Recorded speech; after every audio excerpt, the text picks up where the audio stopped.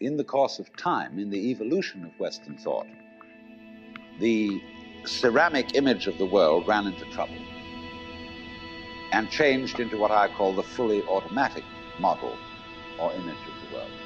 In other words, Western science was based on the idea that there are laws of nature, and it got that idea from Judaism and Christianity and Islam. That, in other words, the potter, the maker of the world, in the beginning of things, laid down the laws, and the law of God, which is also the law of nature, is called the Logos. And in Christianity, the Logos is the second person of the Trinity, incarnate as Jesus Christ, who thereby is the perfect exemplar of the divine law.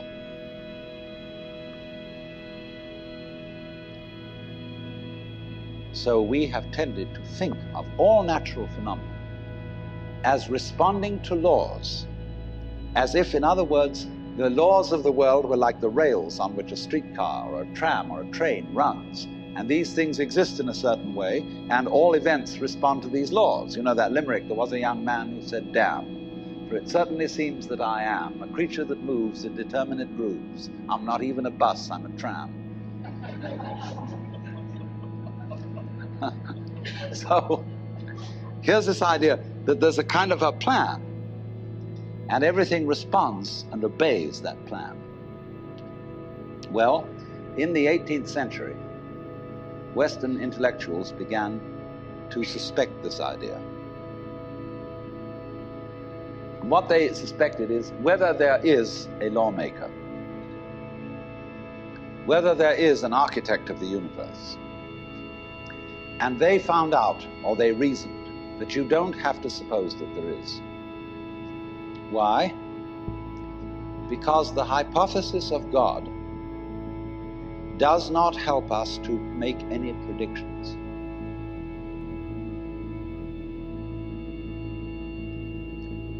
In other words, let's put it this way. If the business of science is to make predictions about what's going to happen, science is essentially prophecy.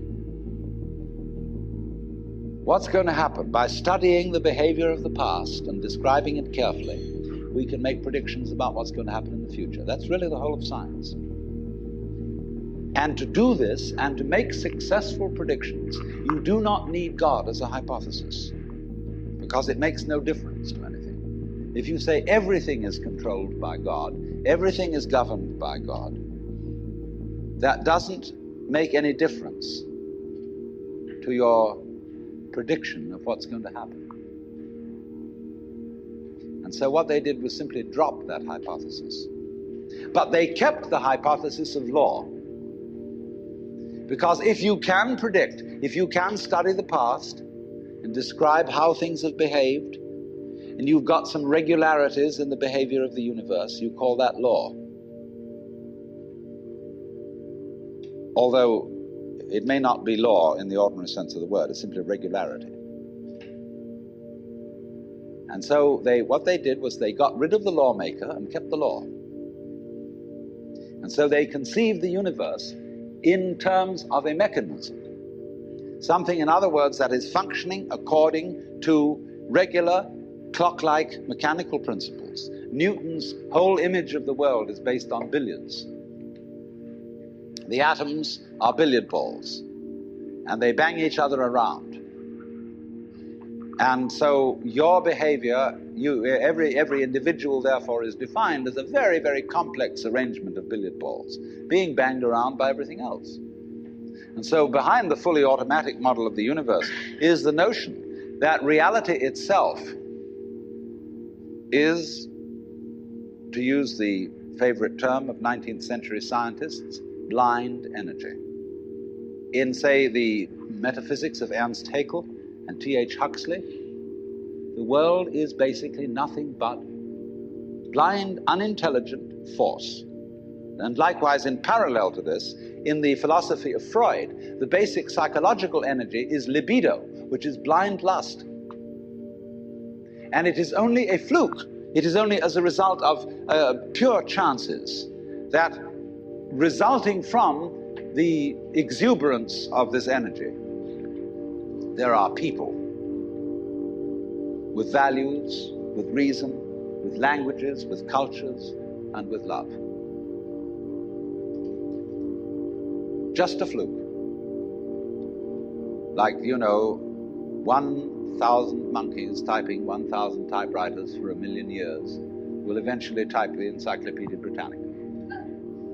And of course, the moment they stop typing the Encyclopedia Britannica, they will relapse into nonsense. And so in order that that shall not happen, because you and I are flukes in this cosmos, and we like our way of life, we like being human. If we want to keep it, say these people, we've got to fight nature, because it'll turn us back into nonsense the moment we let it. And so we've got to impose our will upon this world as if we were something completely alien to it from outside. And so we get a culture based on the idea of the war between man and nature. We talk about the conquest of space, the conquest of Everest, and the great symbols of our culture are the rocket and the bulldozer. Rocket, compensation for the sexually inadequate male.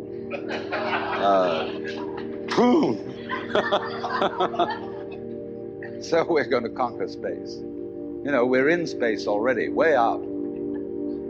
If anybody cared to be sensitive and let what's outside space come to you, you can, if your eyes are clear enough.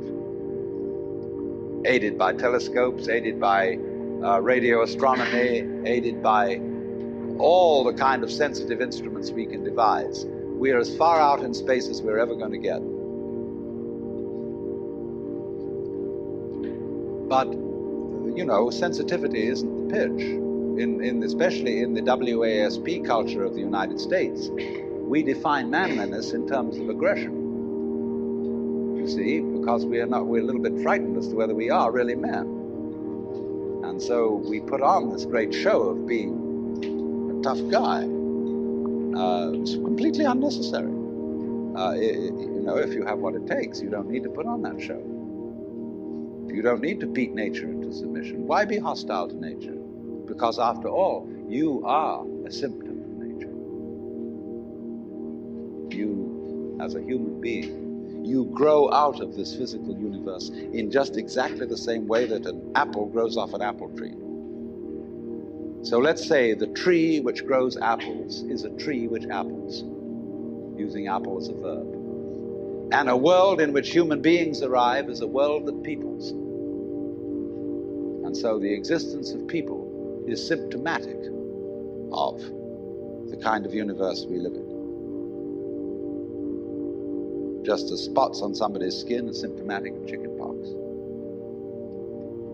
But we have been brought up by reason of our two great myths, the ceramic and the fully automatic,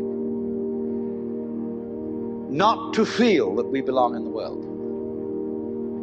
So our popular speech reflects it. We say, I came into this world. You didn't. You came out of it. We say, face facts. We talk about encounters with reality, as if it was a head-on meeting of completely alien agencies. And the average person has the sensation that he is a somewhat that exists inside a bag of skin, the center of consciousness, which looks out at this thing and what the hell's it going to do to me? You see? I recognize you. You kind of look like me, and I've seen myself in a mirror, and you look like you might be people. So maybe you're intelligent. Maybe you can love too. And perhaps you're all right. Some of you are anyway. If you've got the right color of skin, or you have the right religion, or whatever it is, you're okay. But there are all those people over in Asia, Africa, and they may not really be people. When you want to destroy someone, you always define them as unpeople. Not really. Monkeys, maybe. Idiots, maybe. Machines, maybe. But not people. But we have this hostility to the external world because of the superstition, the myth, the absolutely unfounded theory that you yourself exist only inside your skin.